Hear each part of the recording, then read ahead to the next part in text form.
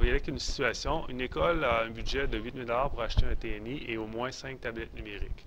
Un TNI, donc un tableau noir interactif, coûte 3 000 et une tablette numérique en coûte 600. Combien de tablettes numériques pourra acheter l'école avec son budget? Donc, pour faire un problème comme celui-là, la première chose, on va définir les choses qui varient. Donc, on achète seulement un tableau, donc ça ne varie pas. C'est le nombre de tablettes qui va varier. Alors, je vais définir X comme étant le nombre de tablettes numériques.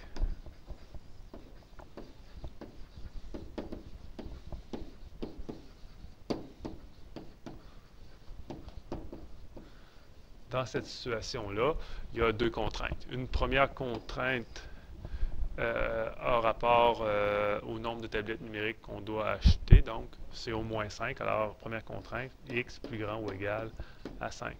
Deuxième contrainte qui est d'ordre plus financière, on a un budget de 8 000 pour acheter un TNI et plusieurs tablettes numériques. Alors, pour exprimer cette expression-là, cette situation-là, ben, je vais acheter un tableau, un TNI à 3 000 et chaque tablette vaut 600. Donc, 600 fois le nombre de tablettes qui est dans ce cas-ci X.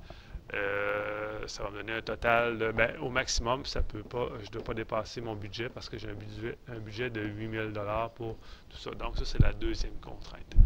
Première contrainte, X est déjà isolé, donc je n'ai pas vraiment à faire de calcul sur cette contrainte-là. La deuxième, par contre, je dois isoler le X. Donc, combien de tablettes je peux m'acheter avec un budget de 8 000 Alors, première chose qu'on va faire, on va commencer par isoler l'expression à X en faisant moins 3 000 de chaque côté. Ici, ça simplifie. Il me reste 600X du côté gauche, plus petit ou égal à 5000. Une fois que j'ai fait ça, je divise par 600. En passant, là, quand je soustrais une quantité de chaque côté, je n'ai pas à changer le signe de côté. Quand je divise par un positif, non plus. Okay, donc, en divisant par 600, ça va me donner x plus petit ou égal à 8,3 périodique. Donc, voici ma deuxième contrainte. Je dois respecter ces deux contraintes-là, en acheter au moins 5 et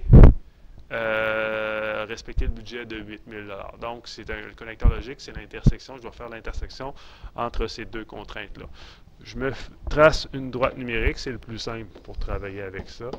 Alors, première contrainte, je vais graduer ici par 1, 4, 5, 6, 7, 8, 9.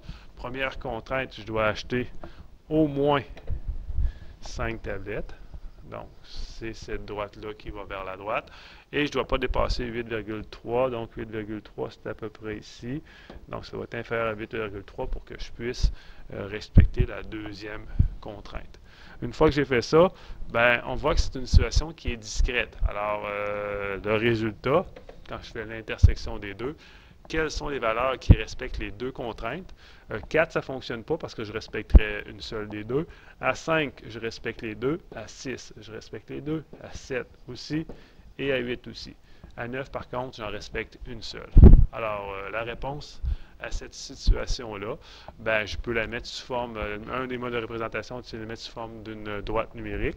Mais je pourrais aussi dire que X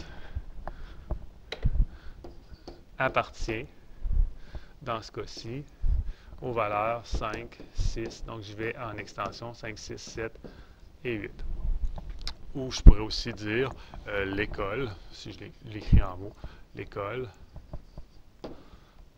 pourra acheter